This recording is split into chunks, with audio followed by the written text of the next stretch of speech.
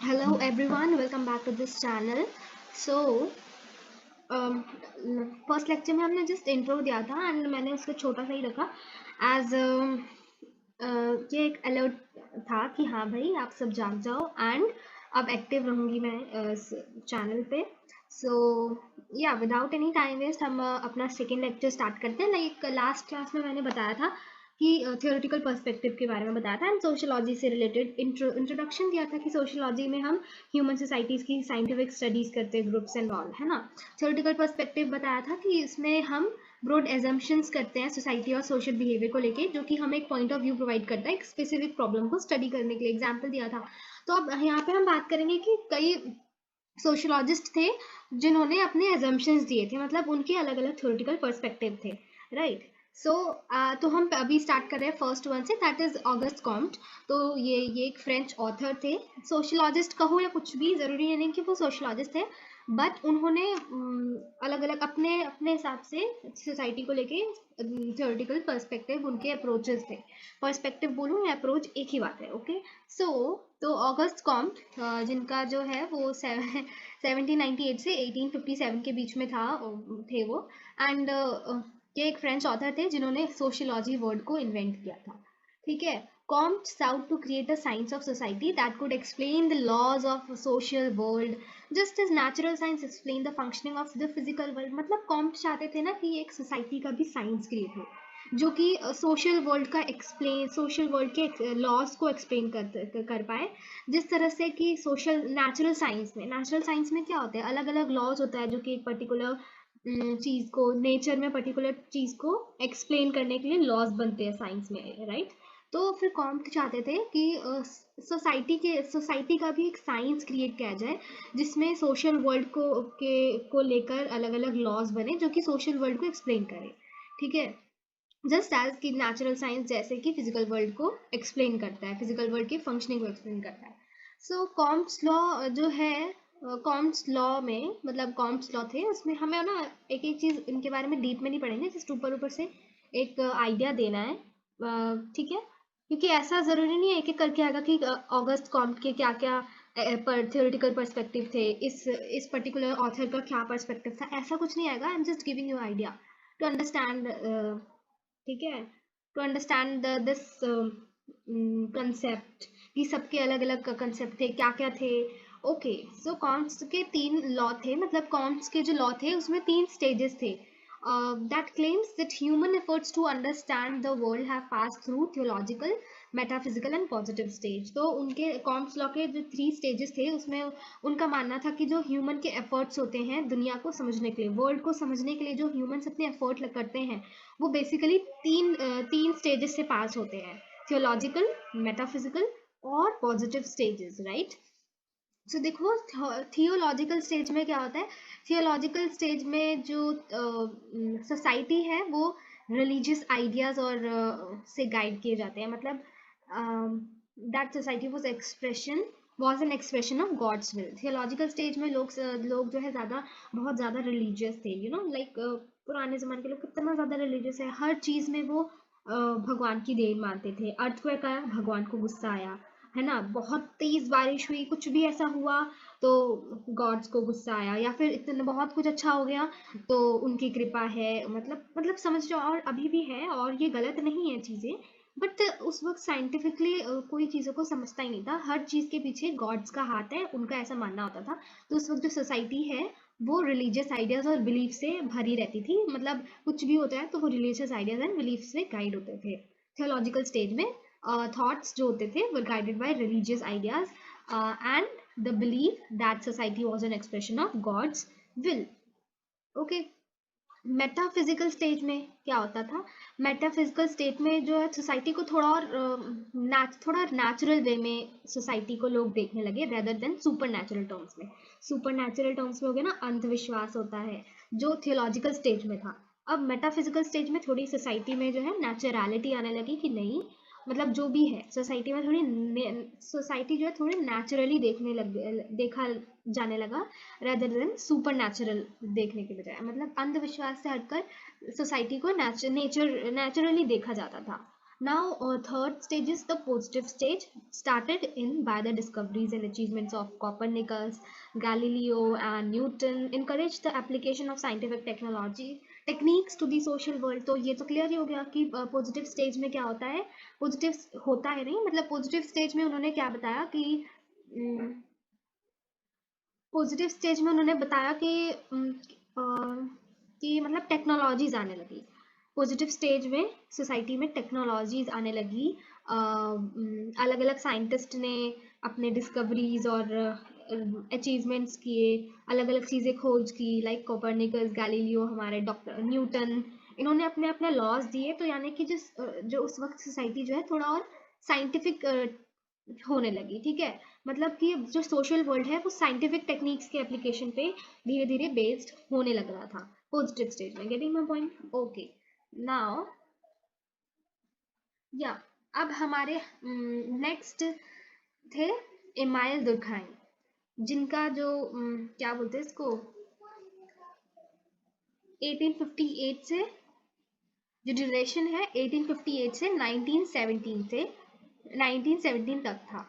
तो जो इमाइल दुर्खाइम है वो भी एक फ्रेंच ऑथर थे, और जो इमाइल दुर्खाइम की जो लिखा मतलब जो भी उनके राइटिंग्स थे, उन्होंने जो भी चीज़ें लिखी थी वो मॉडर्न सोशियोलॉजी पर काफ़ी इम्पैक्ट की थी, मोर लास्टिंग इम्पैक्ट था उनका लिखा हुआ मॉडर्न सोशियोलॉजी पर। और मॉडर्न सोशियोलॉजी में उनकी जो राइटिंग्स हैं वो लास्टिंग इम्पैक्ट डाल रहा था। मतलब कि हाँ, समझ रहे हो। उनका जो famous first principle of sociology है वो क्या था? Study of social facts as things. इससे ही पता चल रहा है कि जो हमारे दुर्खाइम थे, जिनको हम सिर्फ दुर्खाइम बोलते आ रहे हैं, तो जो दुर्खाइम थे वो सोशल फैक्ट्स पे ज़्यादा बिलीव करते थे। क्योंकि उन्होंने देखो क्या बुक लिखी थी उनकी, जो पहली फेमस सोशियोलॉजी की थी, फर्स्ट प्रिंसिपल ऑफ सोशियोलॉजी क्या है कि सोशल फैक्ट को एज अ थिंग्स की तरह स्टडी करो। इससे मतलब क्या हुआ? Study of social fact as things. इससे उनका मतलब था कि जो सोशल लाइफ है उसको तुम एक ऑब्जेक्ट या फिर नेचर में कोई भी एक इवेंट हो रहा है उसकी तरह एनालाइज करो सोशल लाइफ को, ठीक है। हाँ, वही लिखा है। By this he mean that social life could be analysed rigorously as object या फिर इवेंट इन नेचर। तो यहाँ पे मैंने अभी बताया कि दुर्खाइम के लिए जो सोशियोलॉजी को लेकर एक मेन इंटेलेक्चुअल कंसर्न था वो क्या था? सोशल फैक्ट्स की स्टडी। सोशल फैक्ट्स की स्टडी मतलब कि हमारे सोशल लाइफ के अलग अलग एस्पेक्ट्स जो कि हमारे एक्शंस एज ए इंडिविजुअल को, हमारे एक्शंस को शेप देते हैं एज अ इंडिविजुअल। मतलब कि एक पर्टिकुलर पर्सन के लाइफ में हमारे जो रूटीन है, हमारा जो जिस तरह का करने का ढंग है, काम करने का ढंग, हमारे एक्शंस हैं, उस चीज़ों को शेप देता है, such as a state of economy और इन्फ्लुएंस ऑफ रिलीजन। चाहे वो इकोनॉमी की बात हो या फिर रिलीजन का इन्फ्लुएंस होना हो, तो ये सारी चीज़ें जो है इस इफेक्ट, ये मतलब ये शेप देता है हमारे एक्शंस पे। कौन? सोशल फैक्ट्स की स्टडी, जो कि ये सोशल लाइफ के एस्पेक्ट्स ही है। तो उनका मानना था कि जो सोशल फैक्ट्स है are ways of acting. Social facts में क्या होता है? हम किस तरह से एक्ट करते हैं, किस तरह से सोचते हैं, हम कैसा फील करते हैं, मतलब सोचने का ढंग क्या है। हम ज़्यादातर कई लोग पॉजिटिव ज़्यादा सोचते हैं, कई लोग हर चीज़ में नेगेटिव ही सोचने लगते हैं। तो वे ऑफ थिंकिंग हो गया, एक्टिंग और feeling that are external to individuals and have their own reality outside the lifes and perceptions of individual people. मतलब एक खुद की दुनिया के अलावा भी बाहर भी एक अलग रियलिटी है, एक अलग रियलिटी है, और उसमें वो कैसा किस तरह से बिहेव करते हैं, किस तरह से एक्ट करते हैं अपने खुद से, खुद की दुनिया से हट के बाहर दुनिया में, सोसाइटी में किस तरह से एक्ट करते हैं, किस तरह से फील करते हैं, क्या सोचते हैं। तो ये सारे सोशल फैक्ट्स होते हैं, right. Now he considered that social facts are difficult to study. उनका मानना है कि किनका हम बात कर रहे हैं? इमाइल दुर्खाइम की। तो उनका मानना है कि जो सोशल फैक्ट्स, क्योंकि वो अभी उन्होंने बोला कि उनका मतलब कि वो ज़्यादा इस बात को बिलीव करते हैं कि सोशल फैक्ट्स को स्टडी करना चाहिए, राइट। बट ये भी वो कंसीड करते हैं कि सोशल फैक्ट्स को स्टडी करना थोड़ा डिफिकल्ट होता है, बिकॉज वो इनविजिबल होते हैं।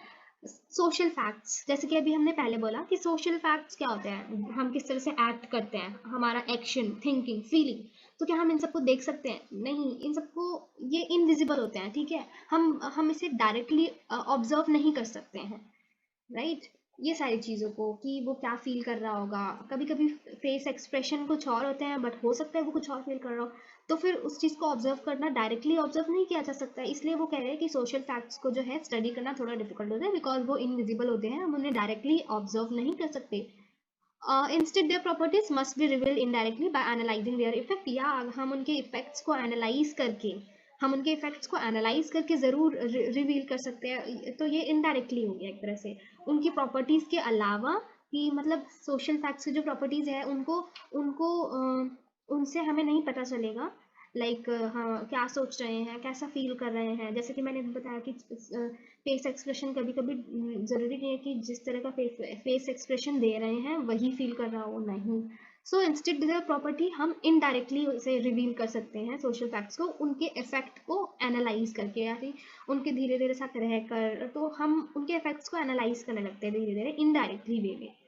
Okay, yet processes of change in modern world are so rapid and intense that they give rise to major social difficulties, यानी कि मॉडर्न वर्ल्ड में येट चेंजेस आ रहे हैं, और जो मॉडर्न वर्ल्ड में जो चेंजेस आ रहे हैं, चेंज होने का जो प्रोसेस है वो काफ़ी रैपिड है और इंटेंस है, जिसकी वजह से मतलब मॉडर्न वर्ल्ड में जितना ज़्यादा और चेंज आएगा उतनी ज़्यादा मेजर सोशल डिफिकल्टीज अराइज होते जाएंगे, right. So he linked these unsettling conditions to anomie. Anomie बोले तो एक फीलिंग ऑफ एमलेसनेस और despair provoked by modern social life की वजह से एक लोनलीनेस की फीलिंग में भी, और लाइक एमलेसनेस की, हमारा कोई गोल ही नहीं पता चल रहा है कि हमें करना क्या है इस टाइम, इस तरह से, right. One of the Durkheim's most famous study was concerned with the analysis of suicide. Suicide seems to be purely personal act, the outcome of extreme personal unhappiness. So ये तो क्लियर हो गया कि मतलब उन्होंने जो ये मॉडर्न वर्ल्ड में चेंजेस आ रहे हैं उस चीज़ को मेजर सोशल डिफिकल्टीज बोला है। हाँ, तो उन्होंने क्या बोला था कि सॉरी फॉर डिस्टर्बेंस, बीच में थोड़ा सा वो हो गया था। तो उन्होंने ये बोला था कि जैसे कि मॉडर्न वर्ल्ड में रैपिडली चेंजेस आ रहे हैं जिसकी वजह से मेजर सोशल डिफिकल्टीज आ रही है, और इसकी वजह से कंडीशन एनोमी की conditions, unsettling conditions to anomie. इससे क्या मतलब है कि एक एमलेसनेस की फीलिंग आ रही है कि भाई हमें करना क्या है, हमें समझ में ही नहीं आ रहा है। मतलब उनके अकॉर्डिंग ऐसा फीलिंग आ रहा है कि मॉडर्न सोशल लाइफ में कि हमें करना क्या है, हमारा मकसद क्या है, फीलिंग ऑफ एमलेसनेस हो रहा है, राइट। सो उनकी एक और मोस्ट फेमस स्टडीज थी जिसमें उन्होंने सुसाइड के एनालिसिस पे कंसर्न किया था, एनालिसिस ऑफ सुसाइड, कि लाइक मॉडर्न वर्ल्ड में जैसे कि इतने चेंजेस आए तो सोशल डिफिकल्टीज में बहुत सारी चीज़ें हो रही है, तो उसमें से उन्होंने एक सुसाइड के बारे में भी लिखा था। सुसाइड वी ऑल नो, या आज के डेट में सबको पता है व्हाट इज सुसाइड। तो मैं फिर भी बोलूँ तो सुसाइड एक प्योरली पर्सनल एक्ट है, यानी कि मतलब अगर डिफाइन करना चाहे तो हम कह सकते हैं कि society seems to be purely personal act, the outcome of extreme personal unhappiness, बिल्कुल भी खुशी ना हो, पर्सनल अनहैप्पीनेस हो कि हमें बिल्कुल भी खुशी ना हो रही हो, वो प्योरली पर्सनल एक्ट पे डिपेंड करता है, राइट। ओके, सो नेक्स्ट चलते हैं Karl Marx. Karl Marx Karl Marx के बारे में आई गेस सुना होगा, भले ही ना पता हो कि वो कौन है, बट सुना तो होगा ही आप सबने, स्कूल लाइफ में 10 तक सबने पढ़ा है, तो कार्ल मार्क्स के बारे में सुना है, भले ही नहीं पता है कि क्या क्या था उन्होंने, इट्स ओके। तो इनका जो जनरेशन था वो 1818 से 1883 तक के बीच में था। जो कार्ल मार्क्स का आइडिया था वो कॉम्ट, जॉगस्ट कॉम्ट और दुर्खाइम है, उन दोनों से बहुत ही अलग था, बिल्कुल डिफर करता है। बट उनके तरह ही उन्होंने भी अपने जो सोसाइटी में चेंजेस हो रहे हैं उस चीज़ को एक्सप्लेन करने की कोशिश की थी इंडस्ट्रियल रेवोल्यूशन के टाइम में, right. So the ideas of Karl Marx contrast sharply with those of Comte and Durkheim, but like them, he sought to explain the changes that were taking place in society during the time of Industrial Revolution. तो उनका जो work था, most of his work किस पे था, ज़्यादातर वो economic issues पे कंसंट्रेट करते थे, बट वो ज़्यादातर ना इकोनॉमिक प्रॉब्लम्स को सोशल इंस्टीट्यूशन से कनेक्ट करने की कोशिश करते थे। एंड उनका जो वर्क था वो सोशोलॉजिकल इंसाइट से बहुत ही ज़्यादा रिच था, मतलब कि वो हर चीज़ों को सोशोलॉजिकल पॉइंट से देखते ही थे, बहुत ही अच्छे अच्छे वे में देखते थे, सोशोलॉजिकल इंसाइट से देखते थे। So, right, most of his work concentrated on economic issues, but since he was always concerned to connect economic problems to social institution, his work was rich in sociological insights. ठीक है, now उन्होंने capitalism की बात छेड़ी थी, इन्होंने Karl Marx ने। तो कैपिटलिज्म मैं बता दूं, कैपिटलिज्म क्या है? कैपिटलिज्म में प्रोडक्शन होता है, सिस्टम ऑफ प्रोडक्शन है that contrast radically with the previous economic system in history. तो कैपिटलिस्ट की दो मेन एलिमेंट्स मार्क्स ने बताया। पहला तो कैपिटल, कैपिटल में कोई भी एसेट आ जाएगा, चाहे मनी, मशीन या इवन फैक्ट्री, जो जिसमें हम विच कैन बी यूज्ड, जिसको हम यूज कर सकते हैं या फिर फ्यूचर एसेट्स के लिए इन्वेस्ट कर सकते हैं। So any asset including money, machines or even factories which can be used or invested to make future assets. तो कैपिटलिस्ट की दो एलिमेंट होते हैं, पहला कैपिटल एंड दूसरा वर्क लेबर, राइट, या वेज लेबर। वेज लेबर वो सैलरी आ जाता है, मतलब वेज लेबर में हमारे वो लोग आ जाते हैं जो कैपिटल के लिए काम करते हैं। एक मिनट, कैपिटलिस्ट मतलब जैसे मैंने बताया जो कैपिटल ओन करता है, या उसका खुद का मशीन हो या खुद का कोई फैक्ट्री हो, ठीक है, या कोई भी चीज़ जिसमें उसने खुद के पैसे लगाए हो, तो वो कैपिटलिस्ट होगा। कैपिटलिज्म एक सिस्टम ऑफ प्रोडक्शन है that contrast radically with the previous economic system in history. में जो इकोनॉमिक सिस्टम था उससे बिल्कुल कॉन्ट्रास्ट अलग होता है कैपिटलिज्म। इसमें एक कैपिटलिस्ट होता है जो कि मतलब उसने कोई फैक्ट्री ओन कर रखी होती है, कोई मशीन या कोई भी कुछ बड़ा चीज़ लाइक कंपनी होता है, उस तरह से, ठीक है। तो वेज लेबर क्या होते हैं? एक वर्कर्स का ग्रुप होता है जो कि मतलब उनके पास कोई ऑप्शन नहीं रहता है कि अपना पेट भरे, कैसे भरे, खुद से वो उनके पेट नहीं भर मतलब अपने पेट नहीं भर पाते हैं, खाना पीना एंड ऑल। तो अपना पेट भरने के लिए, पैसे कमाने के लिए वो इनके अंडर काम करते हैं, कैपिटलिस्ट के अंदर काम करते हैं। अंदर बोलो या अंडर बोलो, ओके। तो वो एम्प्लॉयमेंट, राइट, इसमें ये लिखा है, but fine employment provided by the owner of the capital.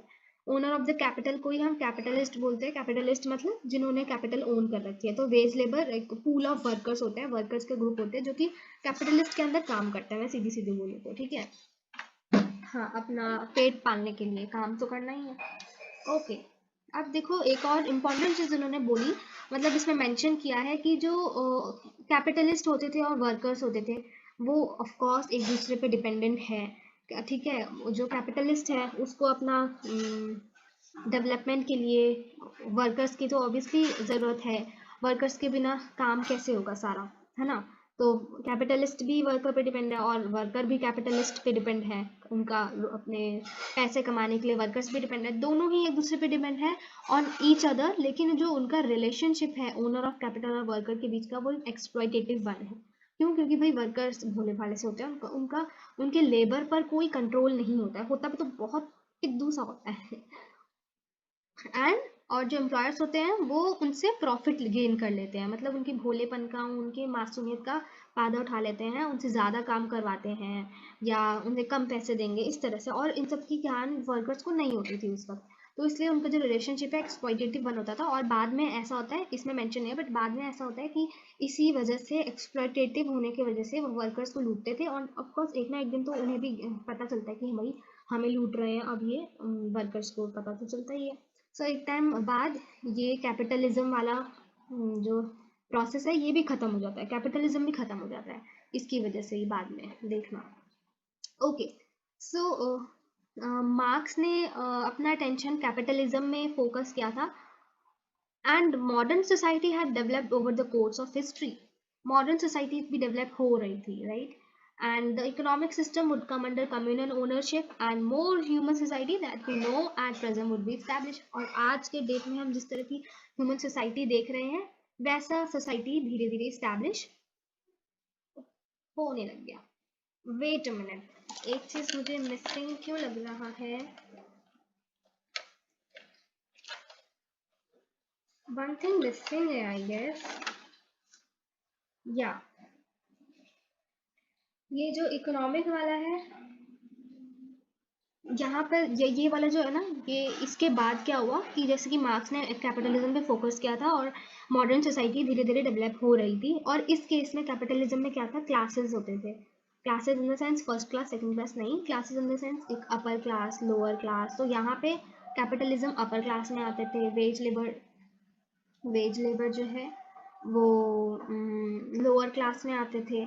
So the economic okay, तो यहाँ पे मैं एक चीज लिखना चाहूंगी, फिर हम लिख सकते हैं सोसाइटी विद नो क्लास।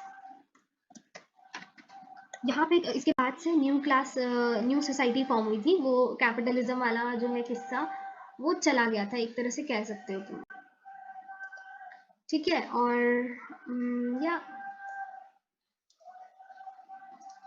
चलो, तो यहाँ पे एक न्यू सोसाइटी फॉर्म हुई थी।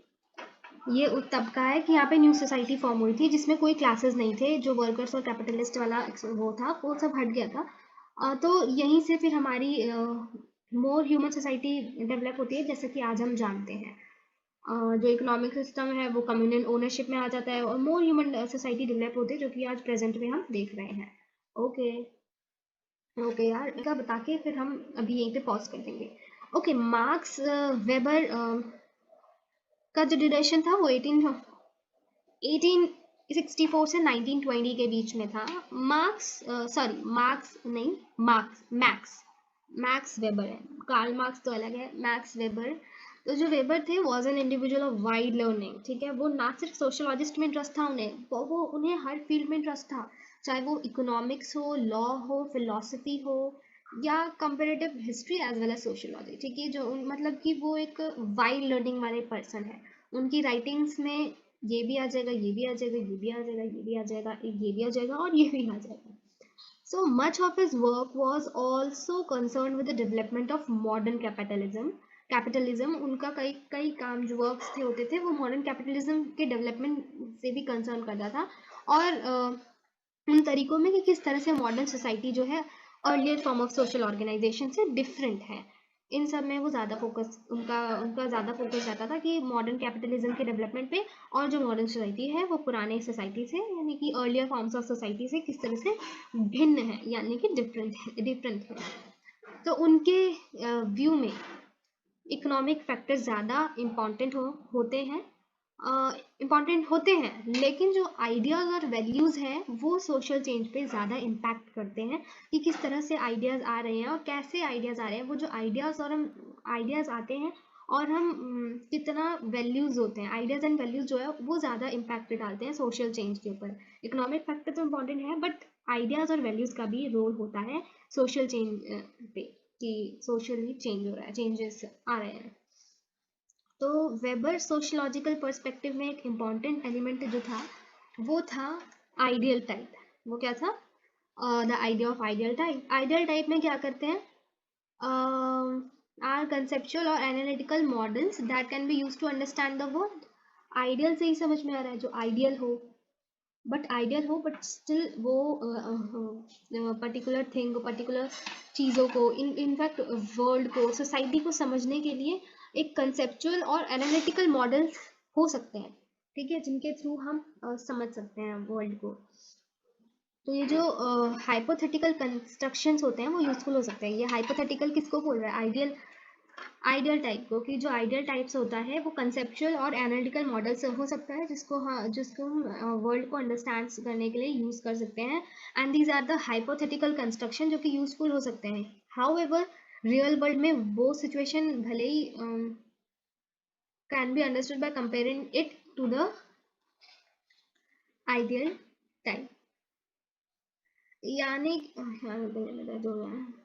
ओके, मतलब कि रियल वर्ल्ड की किसी भी सिचुएशन को समझना हो, हमें समझने में प्रॉब्लम हो रही है तो हम उसे आइडियल टाइप से कंपेयर करके समझ सकते हैं। कहने का मतलब ये था, दुनिया को समझने से मतलब ये था कि रियल वर्ल्ड में किसी भी सिचुएशन को हमें समझना है तो उसको हम आइडियल टाइप से कंपेयर करके समझ सकते हैं, कि हम आइडियली कोई चीज़ मान लेंगे और फिर उसको उस चीज़ से कंपेयर करके समझ सकते हैं, राइट। तो ये एक इम्पॉर्टेंट एलिमेंट था वेबर के सोशियोलॉजिकल पर्सपेक्टिव में। वेबर ने जो साइंस में डेवलपमेंट हो रही है, मॉडर्न टेक्नोलॉजीज और ब्यूरोक्रेसी में डेवलपमेंट हो रही है, वेबर ने इस चीज़ को रेशनलाइजेशन कहा है, एज अ रेशनलाइजेशन टर्म दिया है कि development of science, modern technology and bureaucracy was describe by Weber as rationalisation. उनके व्यू में जो इंडस्ट्रियल रेवोल्यूशन है and the rise of capitalism है were proof of a larger trend towards rationalisation. ये जो इंडस्ट्रियल रिवॉल्यूशन हो रहा है, कैपिटलिज्म का और ज़्यादा राइज हो रहा है, तो उनके अकॉर्डिंग ये एक प्रूफ है, लार्जर प्रूफ है रेशनलाइजेशन की तरफ कि ओके रेशनलाइजेशन समझ में आ गया कि रेशनलाइजेशन से मतलब क्या है कि science technology modern technology develop हो रही है. ओके तो ये मैक्स वेबर का भी हो गया. आई थिंक आज इतना ही ये मॉडर्न थ्योरेटिकल अप्रोचेस अगले लेक्चर में. सो आज के लिए बस इतना ही. Thank you for watching. That's it.